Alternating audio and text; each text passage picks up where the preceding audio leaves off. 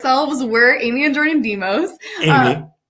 Jordan. Just in case that's not clear already. Amy and Jordan. We're online photography teachers, and we show photographers how to take better photos and build successful businesses that change lives. We teach over 10,000 students in our online courses, but it definitely didn't start that way.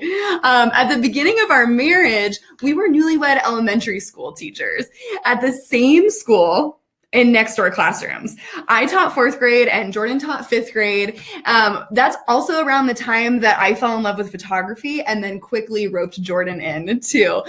So in those early years of our marriage, we worked our full-time day jobs as teachers, and we were building our business on nights and weekends to build our photography business from the ground up. So we were able to successfully turn our part-time hustle into a multi-six-figure dream job.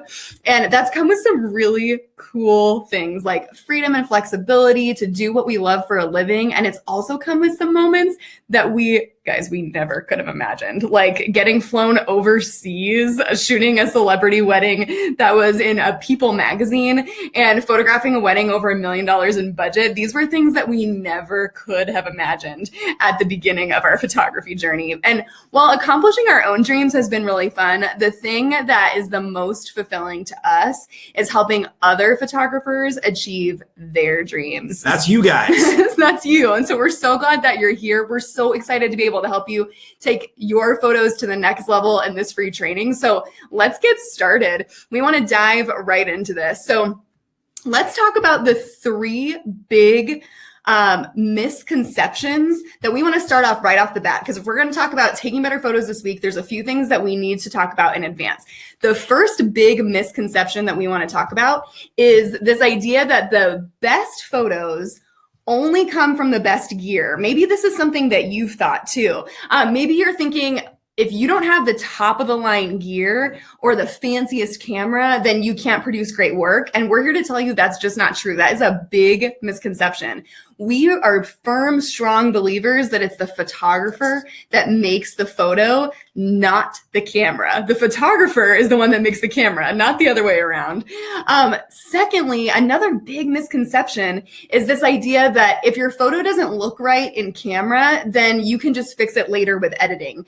So any bad photo you take, not true, right? It's just not true. Photographers actually ask us all the time how we edit our photos, but that's actually the wrong question, because what we really think they should be asking is how we shoot, because what we do in camera on location matters so much more than how we edit. So we want to get that out of the way, get that misconception out of here. And the third big misconception is the only way to have a consistent style is to use the same preset on every photo. And we all know that a consistent style is really important to photography, but the myth is that that consistency is achieved through a preset. That's the myth there. Consistency is important, but a preset is not the way that we achieve consistency. Photographers actually ask us a lot if we sell our preset, and so they're always really surprised to find out that we don't use presets. We don't have presets. We definitely don't sell them because we don't use them.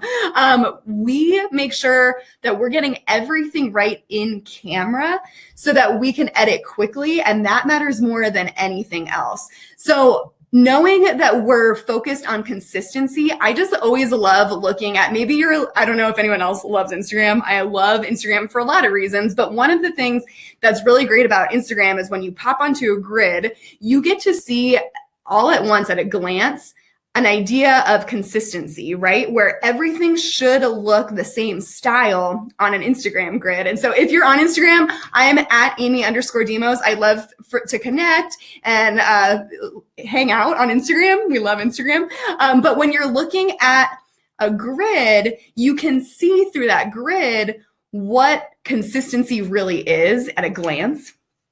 And we know how important that is. But the thing is it's not a preset and it's not editing. And if it's not the fanciest gear that makes really good photos, then what the heck is it, right? If it's not those three things we were just talking about, then what is it that makes photos great? And we really believe it's the photographer. I'll never forget when we were traveling to Disneyland, and we left our big fancy cameras at home and we were just being tourists, We left our cameras at home, but we didn't forget the Mickey ears. Yeah.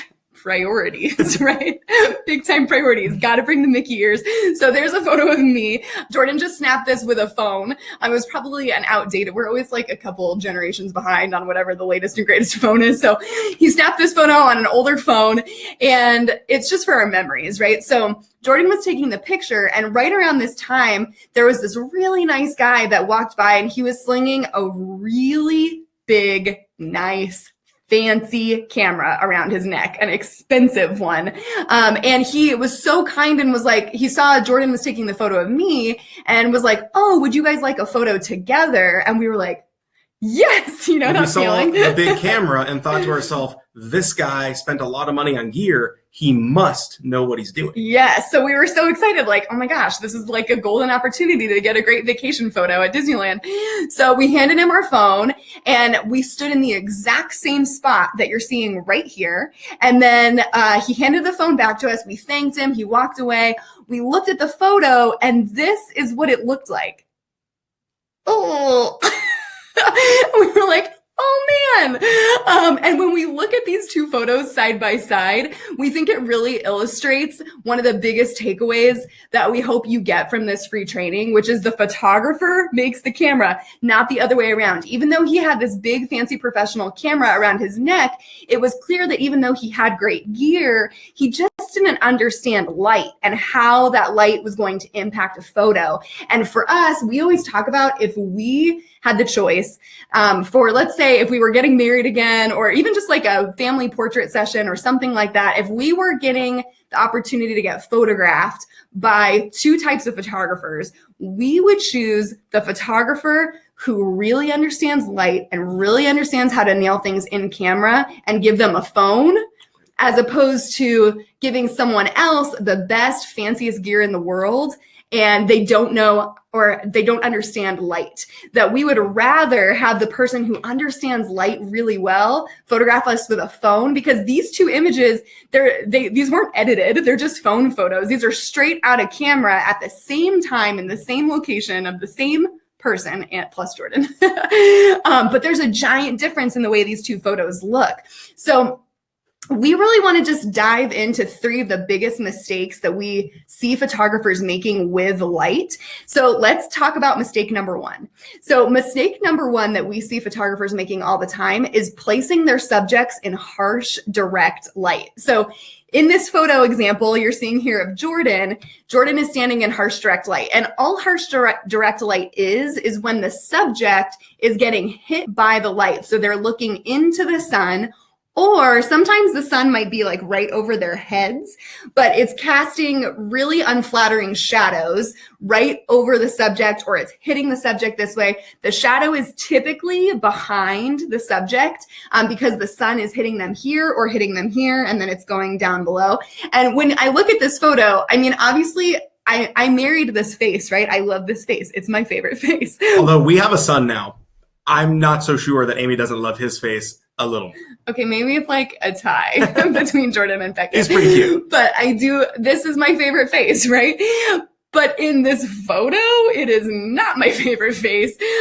He's looking into that harsh direct light, and it almost looks like when you're like telling ghost stories around a campfire. It's just like these really unflattering kind of spooky shadows around his eyes, around his neck. It's almost like morphing the way that his face looks a little bit. This is not the face that I know and fell in love with. This is the face that I know and fell in love with. And so we want to avoid this type of light, because this type of light exposes every imperfection, every fine line, wrinkle, bags under our eyes. All of those things are really magnified in that harsh direct light. Not only that, when we put our subjects in this kind of light, it's really uncomfortable for them.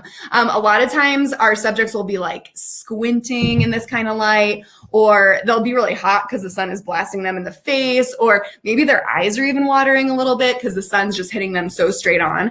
So we want to avoid this type of light at all costs. So take a look at the two photos here when Jordan is in harsh direct light versus when he's not. Here we've got some really nice soft even light, and this is the same person, but it looks really different. I took both of these shots, but there's some big differences here in the type of light that we're choosing. So let's look at a few student examples just so you can really see this play out and the difference that it can make. So first, we're going to show you a photo that one of our full course students took before they enrolled in our course, and then one after when they really understood the light. So now they're implementing what they've learned, and you can see the difference between the two. So here's a photo that Allison took before the course, and she took a photo of this really beautiful girl. But when I'm looking at this photo, I can barely even focus on the subject because I'm so distracted by the shadows. Do you see these shadows here? I've got some red arrows that I'm going to point right to where I'm looking, especially over her eyes, under her neck, and then you see this light like blasting her over here. So it almost looks like overexposed on part of her body. This type of light is just really unflattering. Even though this is a beautiful subject, a beautiful girl, my eye almost can't even tell the difference because I'm too distracted by the light. So once Allison implemented what she had learned about light, look at the difference here when she's choosing light instead of that harsh direct light. Here's another example of, yes, oh, look at that. Oh, what a difference, right? Same photographer, but a different choice about the light. So here's another example from one of our full course students, Catherine. So here's her subject again in that really harsh direct light. And you can see if you look really closely here, right around her neck area and right under her eyes, we've got those shadows that are coming in, and it's just a really unflattering light. But now that Catherine understands what type of light to look for, man, look at the difference in these two photos, night and day, right? Here's another photo from Kimberly, and see how you can see that the bride and the flower girl are getting blasted with the sun, and there's so many shadows. It looks like the sun is directly overhead. The shadow's barely even behind her. It's almost like underneath her. So this was probably taken right around noon, which is one of the most challenging times to shoot, right? But now that she understands light, here's a new photo of a new wedding with a new bride and flower girl, and whoa. That's amazing. Look at the difference, right? So choosing the right light, as you can see, makes a giant difference in the final photos. So let's talk about mistake number 2. Mistake number 2 that we see all the time is photographers placing their subjects in a place that we like to call two-tone split light. So two-tone split light is basically what we're seeing here when the subjects are in one type of light and then the background is in a brighter, harsher light. So here, if you are only looking at the subjects, the light on them is actually pretty nice. But behind them, it looks almost like it's really overexposed. It's really hot and bright. And so what happens in this situation is my eye goes to the brightest part of the image, and the brightest part of the image is not my subjects, it's the background. So when I first look at this photo, my eyes are darting to the background, and then I realize that there's a bride and groom in the photo, and that's not what we want. We are people-centered photographers, and so we want the people to be the stars of the show. We want your eyes to go directly to whoever our subject is. So overexposed backgrounds distract from our subjects, and we don't want that type of look. So here's an example of the same bride and groom where we don't have them in that split light, and hopefully your eyes went zoom straight to Lindsay and Eddie. Zoom. I don't know why I said that. Those are my eyes going. It's like the cartoons, you know? Zoom. Sound effects included free. Yeah. So here's a couple student examples. So here's one from Brenna where you can see this really cute maternity couple behind them. The light is so harsh and bright. We see this a lot, and we want to avoid that bright hot spot behind them, that split two-tone light. And once we stop making this choice, It really transforms the way the images look. Here's another example from one of our students, Shauna. Again, if you look right behind I would guess their bride and groom right there, back there. If you look right behind them, it's really blown out. It's really hot. It's not the same light in the background as on them. But once she was able to apply this principle, now her photos look like this. Do you see the quality difference there? So here's another example from Brandy. Again, here's this really cute maternity mama, but my eye doesn't look at her first. It looks at the background. It looks at this really hot split light back there. So when I look at this after photo, there's a big difference between these two in the quality. And here's a really great last example at a wedding. Again, it almost seems like, yeah, the light on them is kind of nice, but the background is so two-tone and split and overexposed. So if we're looking at that background there, then when we see the final image, whew, look at that. There's such a difference, right? So we want to avoid the harsh direct light. We want to avoid that two-tone split light. And then the third mistake that we see photographers making is placing their subjects in what we like to call spotty light. So spotty light is when you almost have like splotches of sun hitting your subjects or hitting the background or maybe hitting both. So in this example here of Kaylin and Aaron, you can see that there's like a splash on his face of sun, a splash on her arm. There's splashes of sun in the background. There's splash. So it's like one of her arms looks a little overexposed. The other one looks right. She's got splotches all over her. So again, just like we talked about with harsh direct light, not only is this really uncomfortable for our subjects, you can kind of see how they look super comfortable. You can see how they're like, oh, that face that they make is really common when we're putting them in really bad light, right? So there's like a double reason. Yeah, a double reason why we don't want to put them there. One, because they might make faces that look like this. And two, because this spotty light distracts from them. We want all the attention to be on them. So here's an example of the same bride and groom when we don't have them in that spotty light and see the difference that that makes here. So let's look at a couple student examples. So this is from our full course student, Demi. And maybe what you're noticing in this example is there's actually two of the three mistakes we were talking about in this photo. So the first thing my eye notices is the split light behind them. So there's that two-tone split light where it looks a lot hotter and brighter behind them. So there's not this even light on the background and on them. So when I'm looking at this photo here, not only is there the split two-tone light, I'm also looking at all of these splashes and splotches of sun. See how there's like a splash of sun on his face, on their pants, on her neck, so kind of all over the place. So my eye, when I look at this photo, doesn't really know what to do. So now that Demi really understands light, she's not placing her students in not placing her clients in the spotty light or the split light, but instead she's producing work that looks like this. And wow, what a difference that makes. So here's another one from Allison. So you can see the splotches of light on the bride and groom here.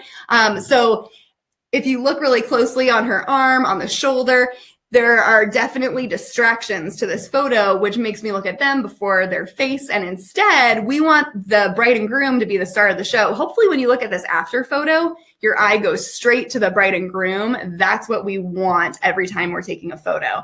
In this next example, it's not splotches and splashes on the subject. It's actually in the background. But in the background here, we've got some really distracting hot spots back there that it's just like splotchy. And instead I'm looking at the background instead of the subject. We don't want that. Instead, now Katie is doing shots that look like this, and you can see the difference here between the two types of light. So when we can avoid these three mistakes, hopefully you can see from all these different examples that these three mistakes, the harsh direct light, the two-tone split light, and the spotty light, are the things that are going to prevent your photos from going to the next level. So if you can avoid all three of these things, you're going to be able to go from this to this. Oh my gosh, look at the difference between these two. It's really incredible. The same subjects on the same sessions, right? And we have the same photographers, the same gear, everything is the same. It's just choices about the light. So we, as you know, we're elementary school teachers, so we love giving little homework assignments. So we thought it would be fun as a little homework assignment for you is to go scroll back through your old photos. Maybe they're on your phone, maybe they're on a hard drive, and just start scrolling through your photos and see if you can identify either on your phone or your hard drive photos where one of those mistakes was being made. Not to be hard on yourself. We're all always learning and growing, but instead to be able to identify, oh yeah, there is spotty light there. Oh yeah, there is split light there. That's really going to help your brain the next time you go out on to shoot on a session or you're photographing your own friends and family. You're going to be able to assess the light and say, okay, I don't want to go there. I don't want to go there. I don't want to go there, because you'll be able to recall some of those old images.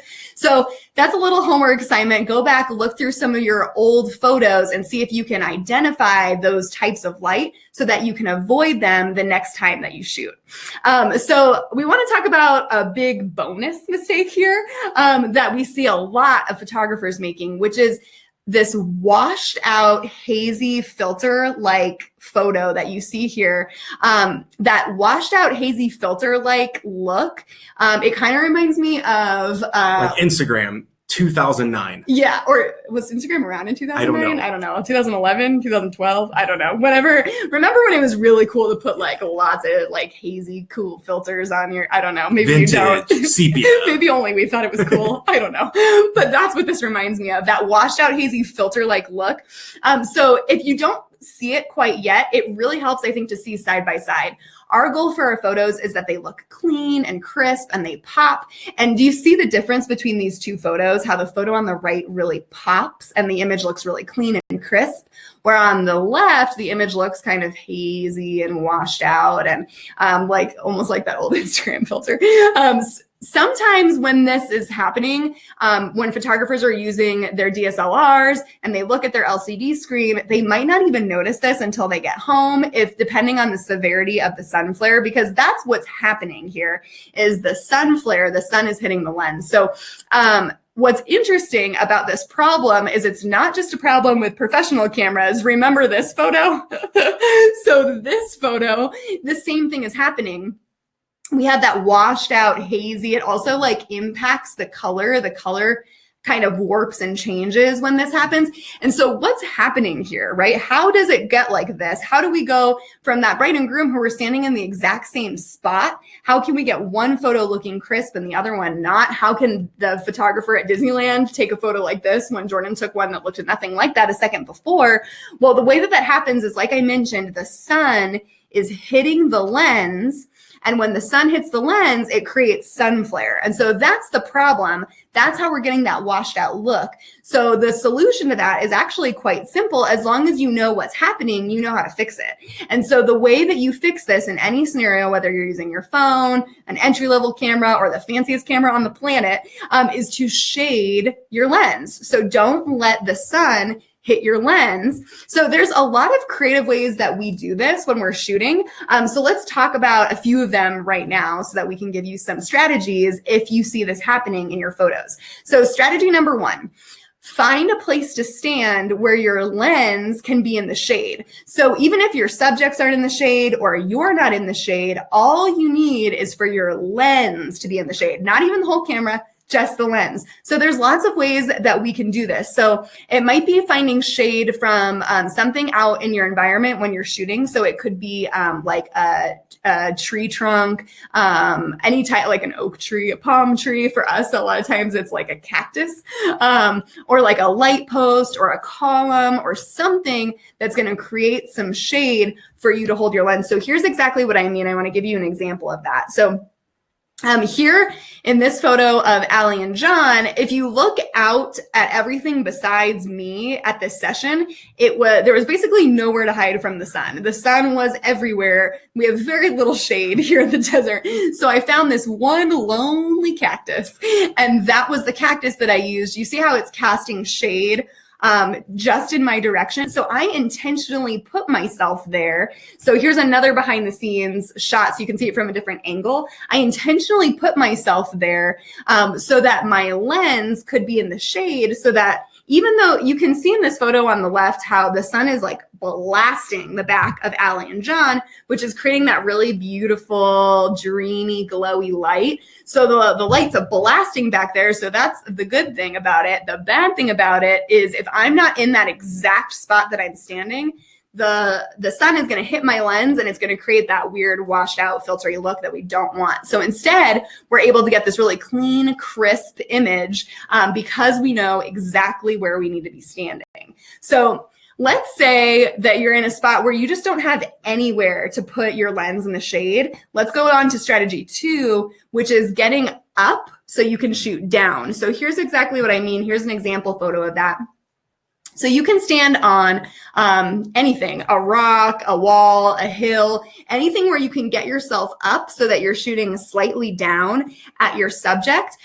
You could even have your subjects sit maybe like on a bench or on a picnic blanket or something like that so that they can get down. Because what happens is if the sun is hitting our lens and it's getting that washed out flary look, if I start to angle my camera down, then the sun can't hit the lens anymore. It still might be hitting the camera, but it's not hitting the lens. So then I'm able to get that really beautiful light without getting that washed out look. And if you look at the photo on the left, Amy's actually standing on a little girl potty stool, probably from Home Goods. And so I think a lot of times photographers ask us about our gear and our equipment and where we get it. Such fancy equipment. They have a plethora of these at Home Goods or a Tuesday morning, some place like that. TJ Maxx. TJ Maxx. Yeah. So if you need one, they're about $10 and they're small and portable because they're for little it people. Folds up. Yeah, it really is a potty stool. But bonus, it's blush. We love blush, or I love blush. Jordan's learners love it, I think.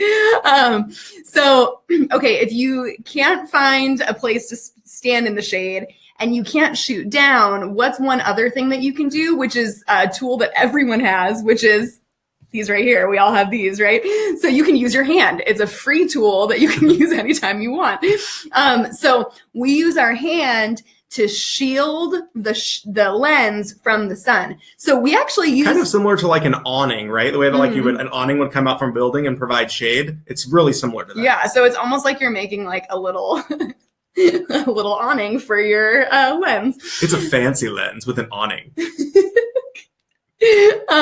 So here's an example from our phone photo. This is something that we use in our professional life and our personal life. So this is just a photo of a friend at lunch, me and a friend at lunch, and Jordan was just grabbing it quick on the phone, and right away the sun hit the lens and boom, we got this really like washed out. Maybe you have experienced taking phone photos where you're like, oh, this is such a great memory. You pull out your phone and then you're like, oh gosh, it was better in my head. This is not how I want to remember it. That's how we felt about this. So one really easy trick that you can use for your professional camera and also your phone is making sure that you create a little fancy awning for your phone. So in this example right here, you can see that Jordan is creating a little awning for the lens. So he's shielding it with his hand. If you look really close, see how you can see the shadow there? That it's only the lens, because of course on a phone, and the best part is the guy, small, the right? guy in the maroon shirt is amazed. Oh my gosh. The little girl doesn't care. She's mad because we stole her potty stool. She's not impressed. She's not impressed. That guy could watch you do that all day though. These two images are both straight out of camera. And when we say straight out of camera, we mean straight out of our phones. So these two images are both straight out of our phones. Neither one has been edited, but doesn't it look like the photo on the right has been edited? Or it looks like we had some really great preset? Nope, we just used our hand. So this is something that we do over and over and over again in our professional career. No mobile preset has been applied here. Nothing has been changed. The only difference, because the interesting thing about that sun flare is not only does it wash it out, it actually like tweaks the color. See how everything looks dark here, and here it looks brighter because it tweaks the color. So this is a really important technique and something that we see from photographers over and over again. So let's look at a couple student examples just so you can see this play out with professional cameras and not just phones.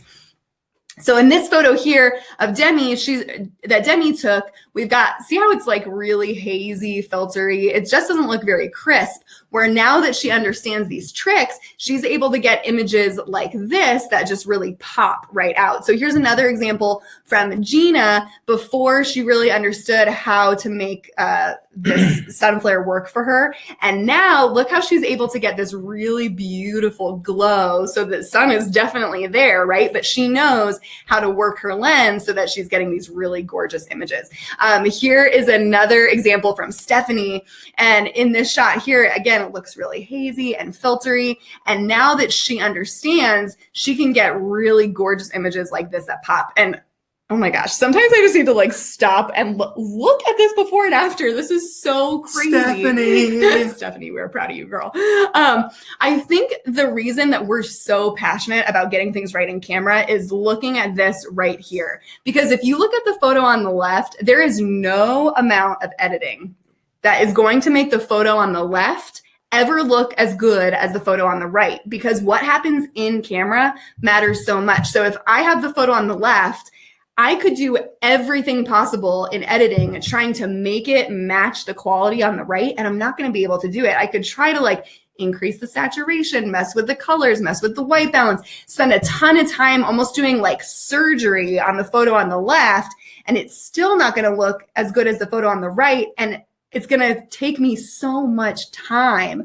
Where this photo on the right that Stephanie took, because she really understands her lighting principles now, she was able to edit a photo like this in seconds. So it's really incredible to see the side by side. And that's why we get so excited about doing things right in camera, because just look at that difference, right? The before and after really speaks for itself. So let's take a look at one of our other big in-camera secrets. But before we do that, I think Amy deserves a quick water break. Thank you. I feel like she's a boxer and I'm her coach in the corner. You need some water, Rock? Thank you. What are we talking about? Oh yeah, the next thing. Okay. So one of the things that photographers ask us a lot is about how we get light, bright, clean, consistent, timeless images over and over again, regardless of where we are. And so typically when we get that question, it's normally like, how do you get such light, bright photos? Do you have a preset, or how do you edit this photo? And you already know the answer is we don't have a preset. We don't use a preset. We get these images right in camera. So they're always so surprised when they find out, no, these weren't created with presets. We don't get our consistency that way. So we want to give you our secret for getting these light, bright, clean, timeless images, one of our favorite ones. So anytime we have a choice, we choose backgrounds that are lighter in color. This is something that we can do on location in camera intentionally to make our images have a really consistent look to them. So if you want an image to look light and bright, then you need to choose a background that's light and bright. So here's a good example of this. Here's this really cute little flower girl. Who looks like she's sitting on a throne. Yeah, it does look like a throne. Here's this little mini queen, and she's sitting on her throne, and the throne is maroon, which is pretty, but it has a really dark background to it. So I want you to look at this image where we moved her from this dark background here to this lighter background, and we just moved her from one chair to a white couch. And the crazy thing about these two images is when you look at them side by side, the only difference in these images is the background. So what I mean by that is our camera settings were exactly the same. We used the exact same lens, the exact same camera body. We stood in the same spot. We were in the same location. The chair and the couch were like right next to each other. So we didn't edit these any differently. Nothing is different about these two photos. I mean, of course, there's a couple things of her, right? Like we were able to like fix her pose a little bit. She borrowed my flower crown. Jordan just keeps a flower crown handy in need in case of emergency. So in these two photos, the only difference photographically is the background. Maroon versus white. See how different those two images look? And that's the power of choosing light colored backgrounds. So you'll see this in our work a lot, that whenever possible, we choose really light backgrounds because it creates that really light, dreamy look to them. And we don't just do this in our professional life. Maybe you're someone who doesn't even plan on ever being a professional photographer, but you just love taking pictures of the people in your life. When I look at this picture, this is our I just baby. want to point out that when Amy said she married me and loves my face, there are 3 photos on the screen right now. 3 of them have our son's face. 0 of them have my face. Hey, Jordan, why don't you just turn around, face the wall for me? I guess I'm busted there. Okay, I do really love his little face. And this was when he was only 4 months old. He grows so fat. It's just like so crazy to see him so small.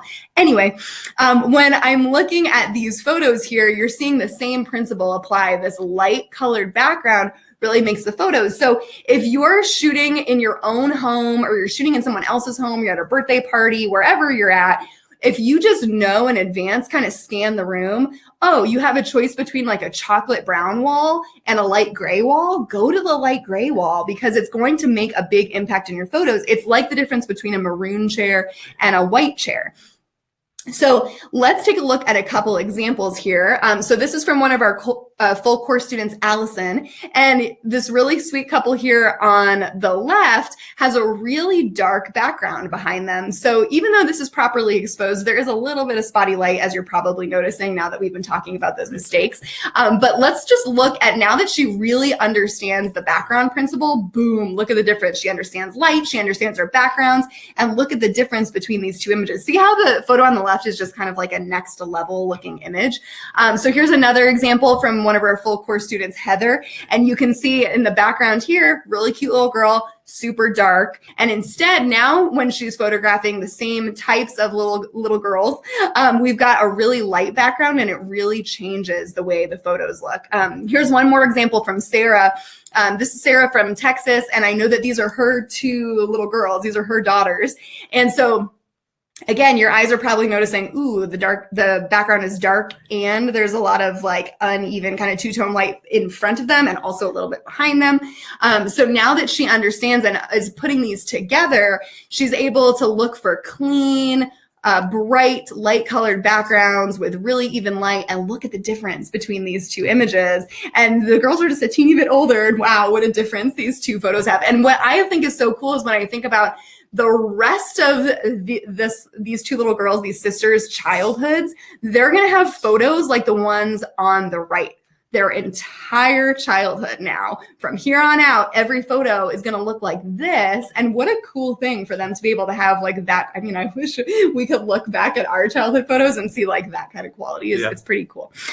So let's move on to our next in-camera secret. Is not only do we want our backgrounds to be light in color whenever possible, we also want to choose backgrounds that are as clean and non-distracting to the eye as possible. So when we are choosing backgrounds, our goal, like we mentioned before, is for our subjects to really pop, to be the star of the photo. So the cleaner the background, the more that's going to happen, the more your eye is going to go straight to the photo.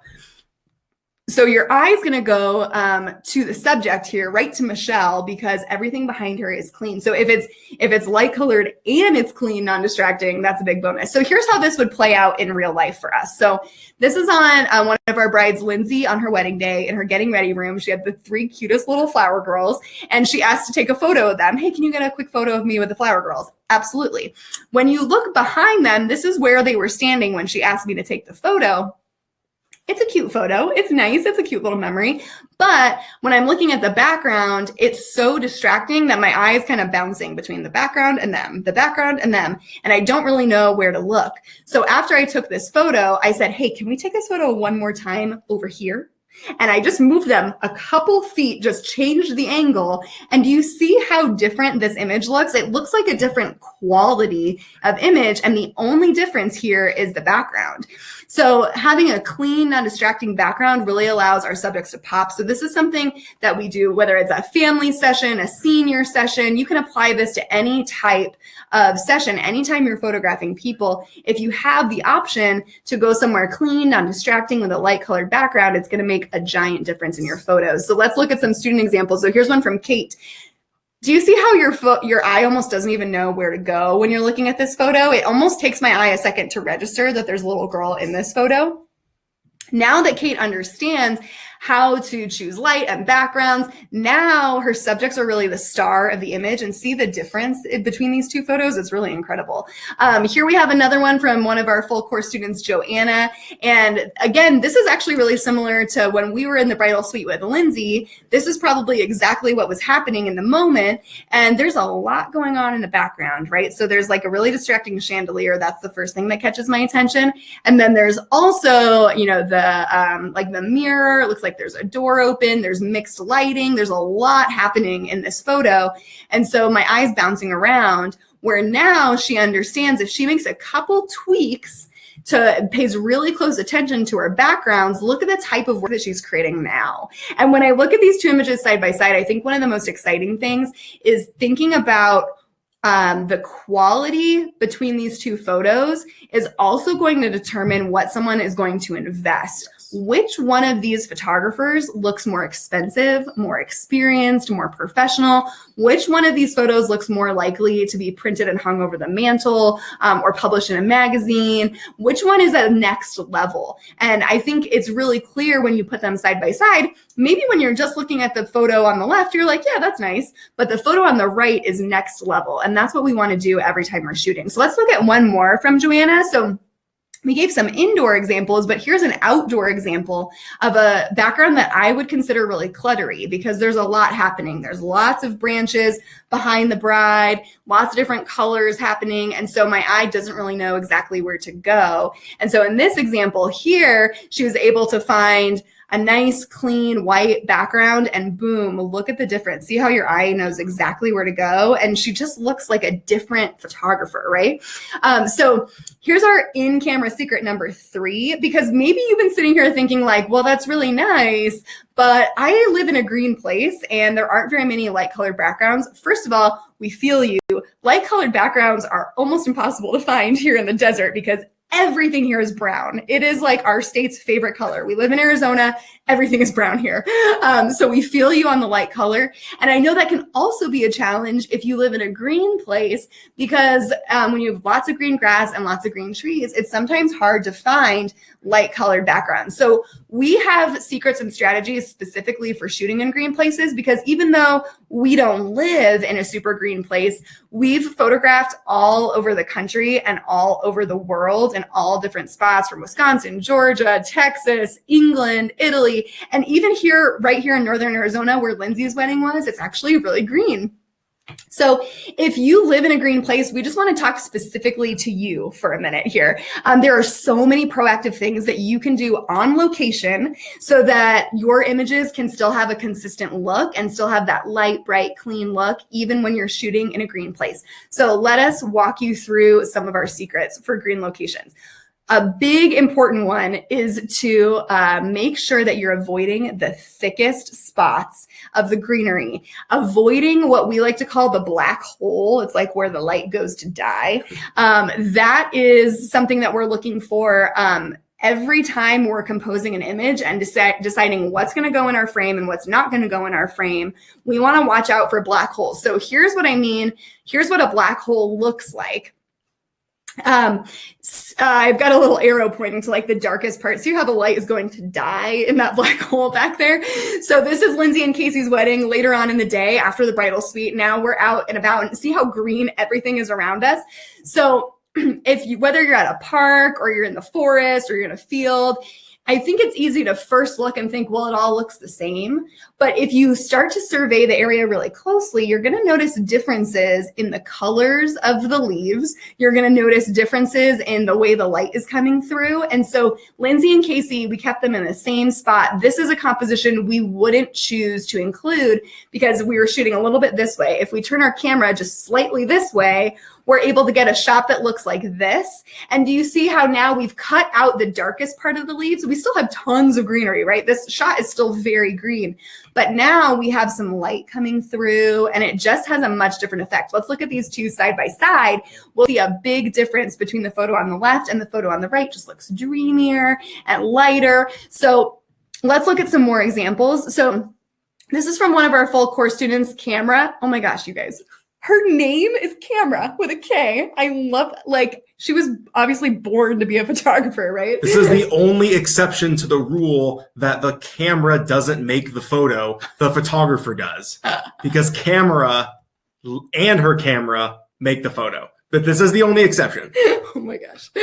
That is a really good point. I guess in this case, the camera does make the photo. Oh my gosh, that's bad. So funny. Okay, so in this photo here, you can see the big black hole. Maybe you're also noticing, oh, there's some split light back there. You're starting to notice the lighting principles here. So look at this photo that she took after she understood how to shoot in green places, how to shoot and choose her backgrounds well, and see the difference between these two photos. It's just so significant. So here's another image from one of our course students, Jenna, and see how the whole image just looks really dark and black. Well, now she's creating work in green places that looks like this because she's choosing spots where you can see lighter color, you can see some sky. There's just, this is a really pretty, this almost reminds me of like a Nicholas Sparks. I feel like this could be on like a Nicholas Sparks book cover, you know? It would probably be called The Road Home. Or maybe Love by the Lake. Oh gosh, I think I feel like he did a pretty good job the first time. Don't quit your day job, Jordan. Yeah. Book titles, not one of your strengths. Although The Road Home, that does kind of sound Nicholas Sparksy. Love by the Lake. Not so sure. Questionable.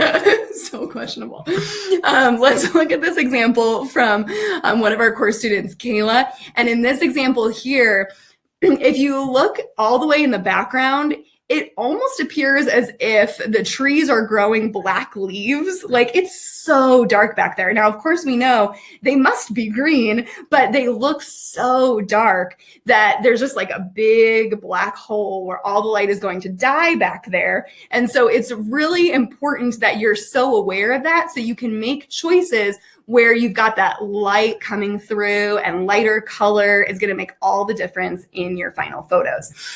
So here's another big secret for shooting on green locations is to find a spot where you can see the sky. You might have already started to notice this when we were showing you the after photos. Let's take a look at two of our photos from Megan and Joe's wedding. We shot this wedding in Wisconsin. Wisconsin's maybe one of the greenest places we've ever been. Green everywhere, green trees, green grass, green, everything is green. But they also have a lot of cheese, so that made up for it. True. I mean, we really do like cheese. So when we're looking at these two photos, we see that the sky is in both shots, and that makes the image feel lighter. It makes it feel less heavy. So let me give you an example. So here's a photo from Gina, and the first word I would use to describe this photo is heavy. The background looks really heavy because the whole thing is covered. You can't see the sky. The light's not coming through at all. So it just looks really dark and heavy. It's just like one big black hole back there. But now Gina's able to showcase places that have lots of greenery, but find the places where the sky comes through and look at that difference there. Here's another example from one of our full course students, Allison. She's in Canada, so there's lots of green there, right? And again, black hole, really heavy. You can't see the sky, but now she knows, pull her subjects forward, get them to a place where the sky is shown, and now she's able to shoot in green spots and make it look really bright and clean. So here's one other really important thing is when you're shooting in green locations, dark tree trunks can be your worst enemy. So we want to keep your subjects away from those dark tree trunks. So here's an example from one of our students, Shauna, where before the course, she was placing her subjects without really considering what the tree trunk was doing to the photo. So let's look at the after photo. Once she understood how to strategically choose her backgrounds and her light, boom, look at the difference here. So making sure that those dark tree trunks are not featured in the photo is going to make a big difference. So if you're scanning an area and you're trying to choose, you're in a big green area with a lot of trees, ask yourself, like, okay, that area looks really dark. Let's find a place where there aren't any tree trunks. Is there a place where I can get the sky showing through? So here's another example from Brandy where she has her subjects right up against these dark tree trunks. And look at this after photo where there's still a ton of trees around, but she's just making really different choices. and it really changes the way the photos look. Here's one final example from our student Hannah. And in this case, it's not necessarily the tree trunk. They're not even right up against it. It's just the branches of the tree look so dark back there. So it's really distracting. Where now she can shoot in a place very similar and get a really different result because she understands what to do in each of these scenarios. So those are our tricks for backgrounds and making them look light and bright and airy, and see how we have this really intentional way to make our images look good in camera, so that we're not, imagine if you were trying to like edit out those branches in the background. You'd be ripping your hair out, spending days of your life trying to get that background out, when instead, if you can just make a more intentional decision in camera, you're going to get a completely different result. So we've talked about the mistakes of light and we've talked about composition. So now let's move to, or we've talked about, I'm getting ahead of myself. My brain is like, yay, composition time. So we've talked about light, we've talked about backgrounds. Now we're going to move on to composition. So composition meaning how we hold the camera can make a difference in the way the images look. So we want to talk about one of our favorite tricks, which is flattering the body with composition. So I know whenever I look at a photo, I always am hoping that I look the best that I possibly can in the photo, right? So I want it to be a really good angle. I don't want like any extra, like whether it's like insecurities in my arm or my chin or whatever it is. I would love for whoever's photographing me to be thinking about this in advance, and it's going to make a big difference in the final image. And I think there's almost this misconception, especially among our clients, where they think like, oh, you're professionals, so that means you work in Photoshop. And since you work in Photoshop, you can just make me look skinnier, or you can give me more hair, or you can, you know how people, I don't know if you've ever come across that, where someone's like, do you think you could just like give me more hair or whatever? You're like, I'm not a magician, right? So we want to share with you some tricks where you can make everybody look their best. That's the way that we want to be photographed. And so we want to make sure that we're photographing all of our subjects the exact same way. So whenever we can, like in this photo of Nicole here, we're shooting down just slightly whenever possible. So when we have our camera and we go slightly down, it creates a really flattering jawline, neckline, really helps in both of those areas. And it's just one of the most flattering angles there are. The opposite of this, of course, would be when you're shooting up. So we don't want to shoot up at people. We want to shoot down. And I don't know if you've ever like held your phone and you're like, I don't know, maybe you're scrolling Instagram or whatever, and you accidentally switch over to the camera and you're like, I don't know, maybe that's just me, but that it's like, oh gosh, I have 100 chins, right? Because the camera is literally shooting all the way up at me, and it's just the least flattering angle that there is. So we do not want that to happen, especially when we're photographing our clients. We want it to be the opposite. And I think a lot of us know, like, we don't want to take selfies like down here, right? We don't want like all these chins. Instead, like if we hold it up here, we get a much better,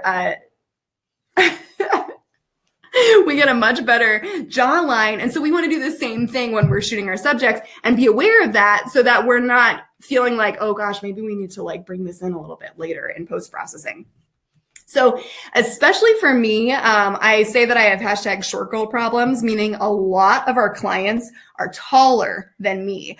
And since a lot of our clients are taller than me, then every client that's taller than me is getting a little bit of that effect. Maybe not so extreme as like, but they're still getting that effect because I am shorter than them. So it's really important that I am aware of that so that I can change my composition. So here's a shot of Kristen and Luke on their wedding day, and Kristen and Luke were a lot taller than me. So in the photo on the right, I'm shooting up at them just because I'm short. And then on the photo on the left, I got up on my stool and I was able to get a much more Flip that. Photo on the right, you were on your stool. Yes. Reverse that. Yeah, the photo on the right. Reverse. Wedding photographers, you get that. Oh, yeah. Cha-cha, is it cha-cha slide? Yeah, we've heard that a few times. So here's a behind the scenes photo where I'm up on a stool making sure that I'm getting a great angle there. So if you don't have a stool or a hill or a rock or something that you can use, you can also Find a way to seat your subjects. So whether that's on a couch, a bench, you could even get them all the way down on the ground, like a picnic blanket or a step or something like that. This can make a giant difference in the way that your clients look. So in these examples here from our students, here's a shot from Kate where she's really just like shooting way up at her subjects. And instead, now she understands that it's a little more flattering to be just slightly above, and see the difference there, how this just looks like a higher level photo. So here's another example from Kate. And Kate here was really, it looks like she might have even been on the ground when she was shooting this photo on the left. And instead, now she understands that the best way to flatter her subjects is to be just slightly above them. Look at that difference there. And then here's one more example from Shauna. And again, it looks like Shauna might be like on the ground while she's shooting this.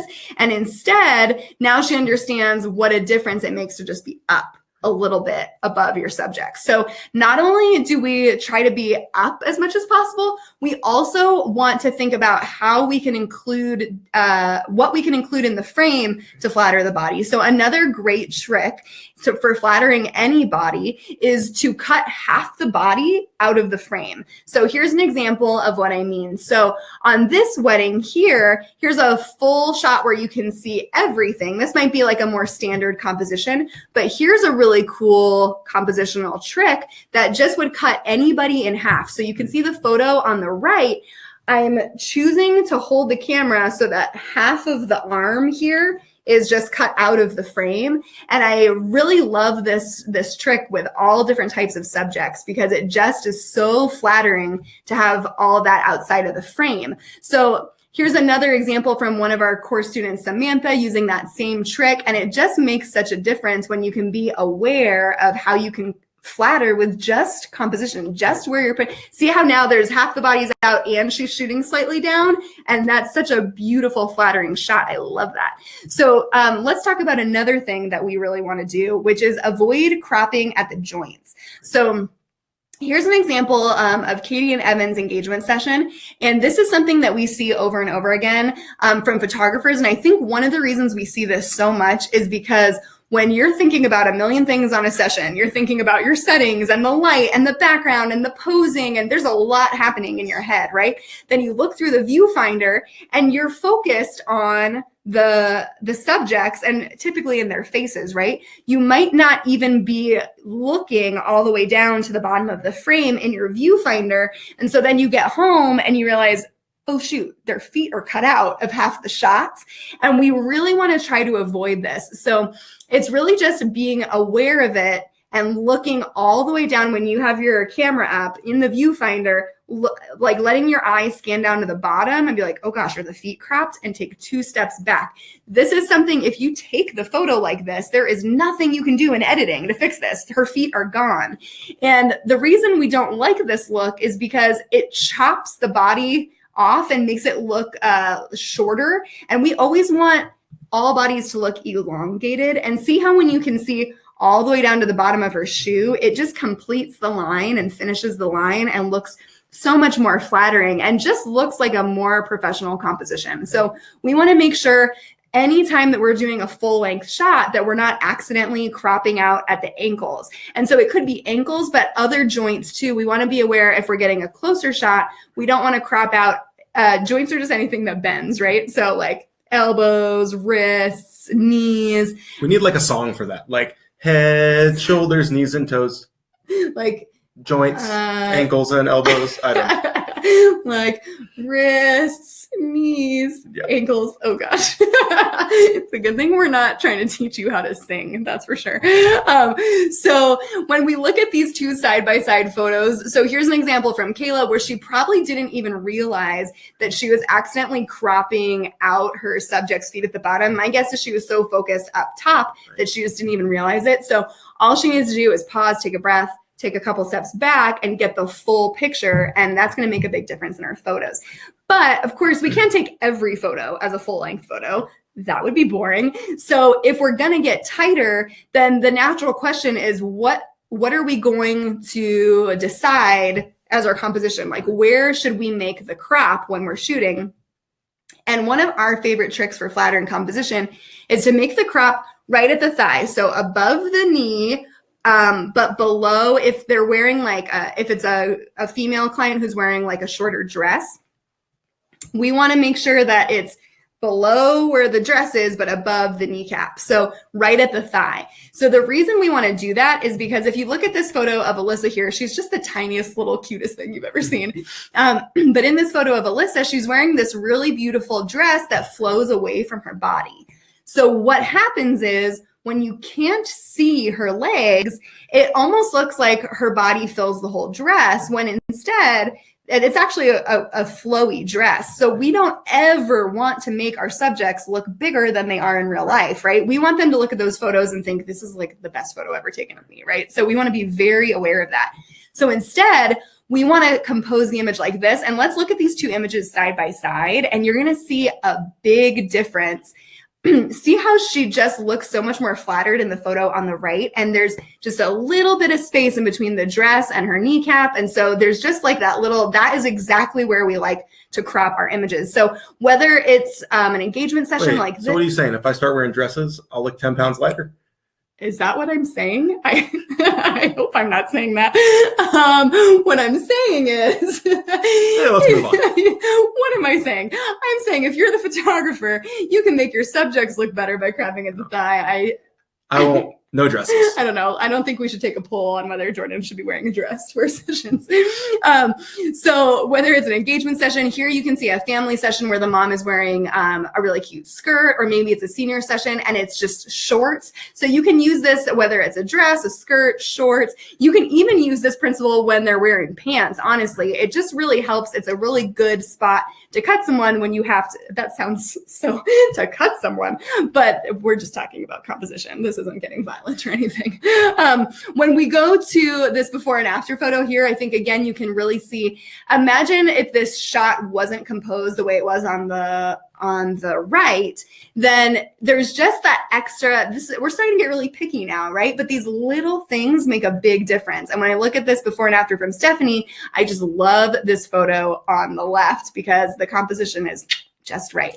So at this point, we hope you're feeling really empowered. We talked about all the biggest mistakes that photographers make with light. We talked about how to avoid that washed out look, and how to choose backgrounds, and how to shoot in green places, and also how to compose the image to flatter your subjects. So our hope is that you got so much out of this that you're excited for your next time shooting, that you're going to go out and take better photos this week. And if you enjoyed this free training with us, but you are thinking like, I'd really love to know more, then we have something that we think you're going to be really excited about. The learning doesn't have to end here. If you found this free class valuable, there's actually a lot more where that came from. And we mentioned at the beginning of this training that we have a full course available. And the cool thing is everything that you just learned in this free training is only 5% of what is in the full shooting and editing course. And so at the beginning of the class, we told you we'd have a special opportunity for you to join the full shooting and editing course. And in just a few minutes, we're going to tell you how you can do that and how you can do it at the lowest price you'll ever see. So if you want to go from taking photos like this to photos like this, I love that before and after. It's like my eyes do the zoom.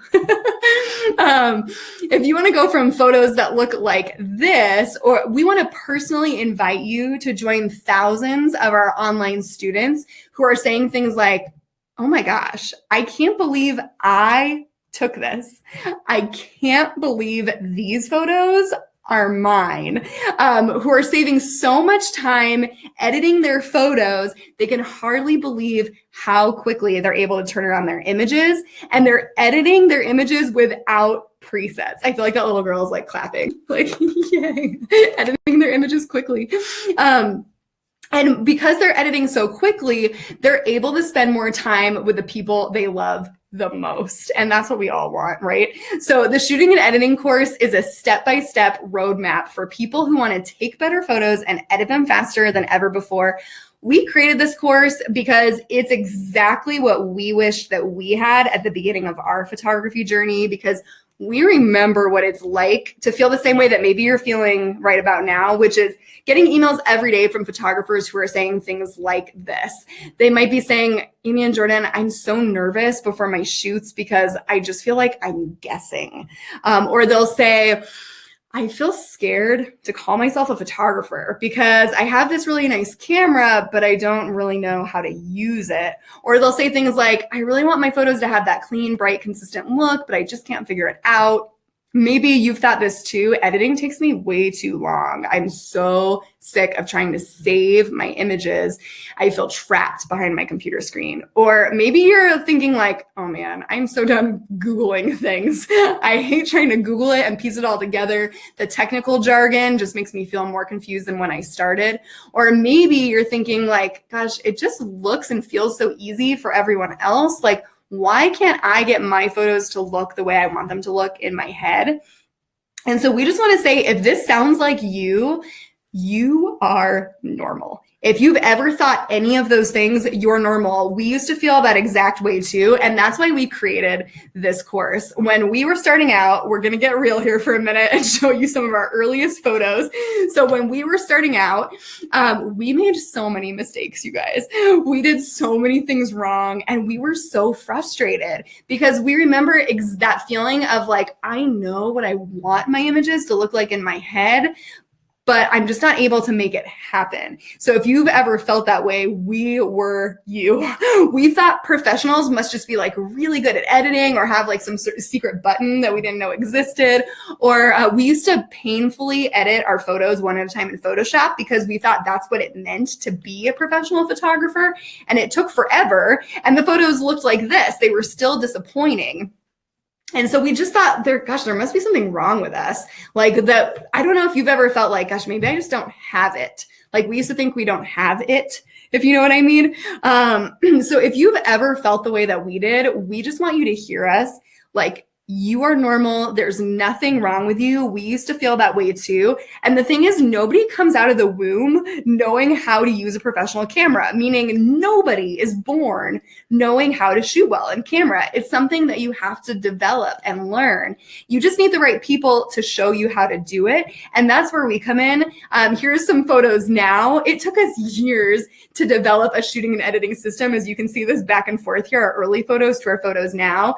Now we're able to get images that are clean and consistent, and we never feel like we're guessing anymore. We have a system that we feel confident that we can walk into any situation and create images that we love. And not only that, when a client asks to see the back of our cameras, we're excited to show them. Sometimes we even show them before they even ask. I remember a time early on when we used to feel really embarrassed to show our back of our camera, and we didn't want to because we knew we needed to fix it later and it didn't look very good and we didn't want them to see it. And so we would say like, oh, it's a surprise, or something to try to prevent them from seeing it.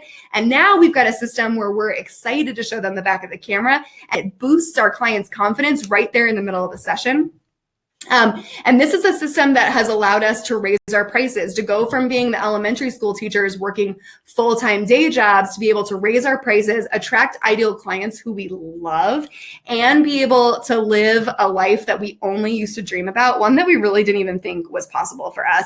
And so that's what we want for you. That's why we created this course, is to help you reach your dreams in photography, whatever they are, to fast track your growth.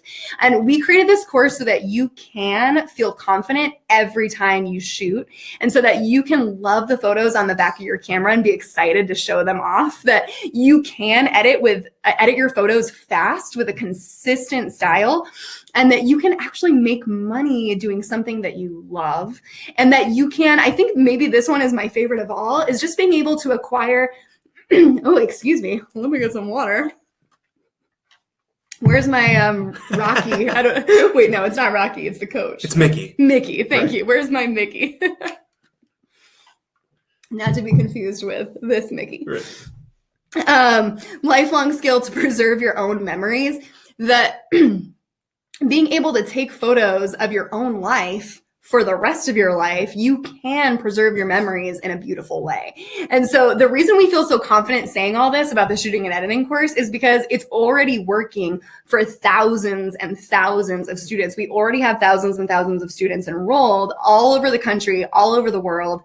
And not too long ago, we were speaking at a photography conference, and we got the chance to meet up with some of our online course students from the shooting and editing course in person, which was so cool. And when I look at this photo, the reason I love it so much, when I'm looking at the faces of all of these course students, a lot of them, it was the first time we were ever meeting them in person. When I look at these faces, I see stories. I see each one of them has a unique story of how the shooting and editing course has impacted their life. And these are photographers who are no longer scared of switching off of automatic mode. Maybe you're in the place where you've been too scared to ever turn off of automatic or aperture priority. And now we're seeing the faces of people who aren't scared to do that anymore. And they're mastering manual mode, and they're creating images that they love in camera, and they're nailing a consistent style that they're proud to post. Every time they post, they're excited and proud to post their work. They're speeding up their workflow, and they're editing images faster than ever before. And while we love looking at these amazing before and after photos, because we love the beautiful transformations, the thing we love even more is hearing how the shooting and editing course is impacting and changing our students' lives. And when I think about that, I think about Brittany. Brittany was actually there. You can see right there in the front row, that's Brittany. She's one of the students in our shooting and editing course. And before she enrolled, Brittany was a single mom, and she was living with her parents, and she was working as both a waitress and a babysitter just to make ends meet. So this girl was working around the clock, and she always loved taking photos, but she'd never taken her camera off automatic mode. So these are a few of her photos before she enrolled in the course. And she just didn't know how to shoot in manual. She wasn't confident in her work, and she knew that if she ever wanted to make money with photography or get out of her current situation, something was going to need to change. And so she enrolled in our course. And after implementing what she learned, guys, I love seeing this before and after. Brittany, this is amazing. After implementing what she learned in the course, she not only started producing a beautiful work like this that she was proud of, she was able to quit her waitressing job, quit babysitting, and she was able to move out of her parents' house. You go, girl. Yes. We're feeling it over here, you guys. Because today she's a full-time photographer. She has her own place. She's able to even pay for her sweet little daughter's private school education on her own. That's so incredible. Guys, I get chills when I think about that because I'm just so proud of her. It was such a privilege to get to meet her in real life and give her a big hug. And she told us to say that this course, to say that it was worth it for her, she said that that would actually be an understatement, and that this course did so much more than teach her how to shoot beautiful photos, that this course literally changed her life, and it changed her future. It changed her daughter's future. And it's stories like Brittany, that's what gets us fired up. That's why we do what we do. That's why we created this course. But the cool thing is, this isn't just Brittany's story. We could sit here and tell you thousands of stories from photographers who've done things like quitting their day jobs and been able to take photography full time, their dream. We could tell you stories of photographers who for the very first time ever started charging money for their photos and was able to bring in extra money to supplement their family's income, to afford things they could never afford before. We could tell you stories of people who were able for the very first time to be able to stay home with their kids or take beautiful photos of their everyday life. And so when we really think the reason our students are so successful, the reason that this course is different is that we were elementary school teachers before we were photographers. So we spent years of our life, oh my gosh, this photo, we spent years of our life taking complicated concepts and breaking them down, making them simple and making learning fun. I think this was on like Dr. Seuss Day, right? This selfie right here. I'm pretty sure we took this on our point and shoot. Yes. Because I don't even know if we had. If you look at Amy, And me, we didn't know where the lens was. Yeah, clearly. But I think that's one of the biggest differences is because we're elementary school teachers, we focus on making complex things feel simple and making learning fun. And I think the other thing that makes us different is that we know what it's like to start from nothing. We didn't have a degree in photography. We didn't have any formal training in photography. We just loved it. We didn't have any of the things that you might think you would need to be successful, but we were determined. And so if you're in that place now, we know what that's like. And we were able to build our multi-six-figure photography business while we were teaching elementary school. And that allowed us to quit our jobs together, allowed us to do what we love for a living together and have that freedom and flexibility to make our own schedule and do things we never thought possible. So we know where you are now and we know how to get you where you want to be. So whether you want to go from taking photos that look like this one on the left to the one on the right, and edit your photos fast so you can have a consistent style when you post, or whether you want to build a full-time six-figure photography business like we did, or maybe you just want to, for the very first time, charge money for your photos and make a little extra money on the side. Or maybe you don't ever want to make money at all with your camera. You just want to be able to take better photos of your everyday life. I love this shot from Kimberly. This is her son on Halloween the year before she enrolled in the course and the year after, and look at the difference. So for the rest of her son's life, she's going to have the cutest Halloween photos, right? So maybe you just want to take beautiful photos of your everyday life.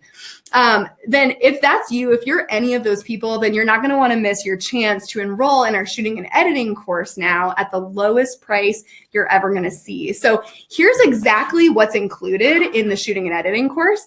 In module 1, we'll show you how to arrive at any location and know exactly where to start, where to place your subjects, and how to get them in the very best light, no matter where you're shooting. We're also going to talk about in module 1, all about mastering natural light, how to get that glowy, dreamy light that make your subjects pop. We're going to share all of our secrets for getting beautiful skin tones in camera on location so that you're not wasting time editing later. We're going to show you how to shoot natural light indoors. Oh, there's Beckett again. I just love our little guy. Natural light indoors. So if you're doing lifestyle or taking photos in your own home, that's for you. Mastering natural light in green places. And then mastering natural light when things get tough. Shooting in the harsh light at noon and other unideal situations, especially on wedding days when timelines you don't have a lot of control over when things happen. We're going to talk about how to do that so that you always know what to do no matter the situation thrown your way. So module 2 is all about mastering composition. And if you've ever run out of ideas while you're shooting and you're thinking, oh gosh, what else can I do here? We've so been there. And so this module is going to help you get unstuck with really fresh ideas to make the most out of your galleries. So we get you inside our heads in this module and show you exactly how we compose our photos and what we're thinking about so that every time you look through your lens, you'll know the best way to compose your photos to make your subjects look their best and the environment look its best. In module 3, this is a big one. It's all about mastering manual mode. And if you're only shooting in automatic mode right now, and you've always wanted to move into manual, but it feels like a really scary guessing game, this is the module for you.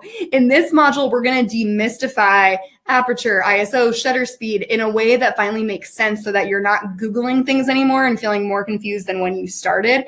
Instead of being scared of manual mode, we're going to get you to the place where you're going to wonder how you ever lived without manual mode and you're never going to want to go back. You're going to be so proud to show your subjects the back of your camera on location, and that's what this module is all about. So in module 4, we're going to be talking about mastering depth of field. So if you love the look of those really creamy, dreamy backgrounds, this is where we give you our simple techniques for getting those beautiful blurry backgrounds, the dreamy photos. And this is also where we're going to cover which lenses to choose for which situations and how to get the most out of every shot. And then in module 5, we're going to talk all about focus, because maybe you're like us and at the beginning big group shots really freaked us out when it came to focus. Or maybe you've gotten home from a shoot and you were so excited about your photos and then you got them on your computer, and as you started to zoom in, you realized that nothing was really in focus, this module is for you. We're going to give you our entire focus framework and a game plan for getting sharp images, even in really challenging situations. So large group photos, when your subjects are moving, things that really can be a big challenge when it comes to focus. We're going to give you all of our techniques and troubleshooting ideas so that you'll never have to fear focus again. And then in module 6, it's all about mastering white balance so that you can say goodbye to those gray skin tones, say goodbye to the like Oompa Loompa orange skin tones or like the blue, like avatar like skin tones.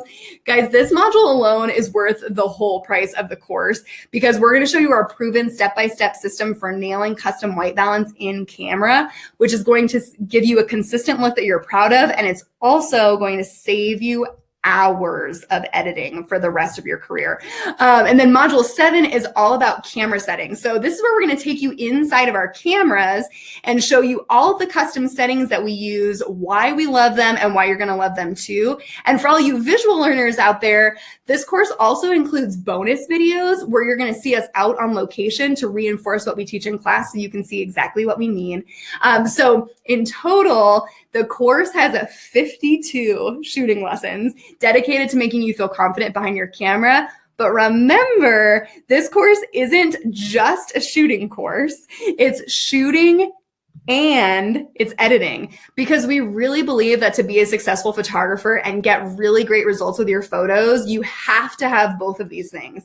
That's why we made this course both shooting and editing. It's really like 2 courses in one. So it's actually not 52 lessons on shooting. It's 52 lessons on shooting, but then there's also the editing half of this course. So there's actually 89 lessons. That totals about 20 hours of our shooting and editing course. And remember that what you learned in this free training is only 5% of what is included in the shooting and editing course. So in these editing lessons, we're going to walk you through exactly our system from the moment we take the cards out of the camera all the way through the final delivery. So in module 8, we're going to walk you step by step through our culling process. And a culling process just means the way that we select our photos quickly to choose the best ones, stay organized, and do it all in a fraction of the time. And then in module 9, that's when we're going to dive in to mastering editing. So we're actually going to share our screen with you. It's going to look just like this. So it's almost like you're sitting right next to us, and we're going to be able to walk you through exactly how we edit our images in Lightroom without presets in a system that you can replicate over and over again. So we're going to show you all of our favorite tools and tricks and tweaks to polish your images and save hours of your life while you're doing it. And here's the really cool thing, guys, is we actually, according to a student survey, discovered that after implementing our shooting and editing system, on average, our students are saving 5 hours of editing per session. So that means if you're shooting, let's say 1 session per week, that's 20 hours a month that you're saving. So, I mean, like, I always think like what I would do if I had 1 extra hour in the day. Like, what would you do with 20 extra hours a month? But not only are you going to save a ton of time, your photos are going to look more consistent than ever. And I think that's something that's really exciting to us is when I look at this photo, only one of these photos is ours. Maybe you can spot it from earlier in our training, but the other 11 photos are taken from photographers all over the country at all different places. But when you look back, there's such a consistency here. And we think the thing that this demonstrates, the thing we love about this course is that once you learn our system, it's simple to replicate. And maybe you're thinking, well, there's no way that I could do this because I haven't been shooting very long. I'm really uncomfortable with my camera. I just don't think that this could be true for me. And so I just want to stop and say, what if I told you, see this photo right here down in the bottom? Let me grab some water. This photo right here in the bottom was taken by a student of ours who learned our shooting and editing system only a month before this photo was taken. So she had only been shooting for 1 month before she learned our shooting and editing system. And then she was able to create this after learning it. So this photo was taken by one of our students, Sue Ellen. And Sue Ellen, like I mentioned before, had only been shooting for 1 month before she learned our system. And this is what her photos used to look like. She told us that before she learned our system, she was completely overwhelmed. And she said, I was honestly super insecure. Sue Ellen said, I was learning through YouTube videos, experimentation, and online forums. I played around with my camera and I kind of knew how to use it, but I never really sat down and dedicated time to learning. I wasn't comfortable with manual mode at all. I was shooting mostly JPEG in automatic mode and using presets to make up for my lack of skill. It took me forever to edit the images. I felt like it would be years before I was ready to call myself a photographer. But then Sue Ellen learned our shooting and editing system, and here's what happened. Look at the difference here between these two photos. She said, after learning the system, she felt encouraged. She said, I feel enriched. I feel more confident. I believed in myself again. Amy and Jordan basically took years away from trial and error learning and allowed me to focus on shooting well from the very beginning. I just love looking at this before and after and knowing what a difference, especially when I think about the years and years that it took us to go from taking photos like the left to photos on the right, helping people fast forward through all that and fast track their growth. That's what we're so excited about. But the cool thing is this course isn't just for new photographers. We've also had really experienced photographers learn our system and see incredible results. So this is Drew. Drew is married. He's got 3 cute kids and has actually been shooting longer than we have. He's got 10 plus years of experience, but he was looking for a style refresh.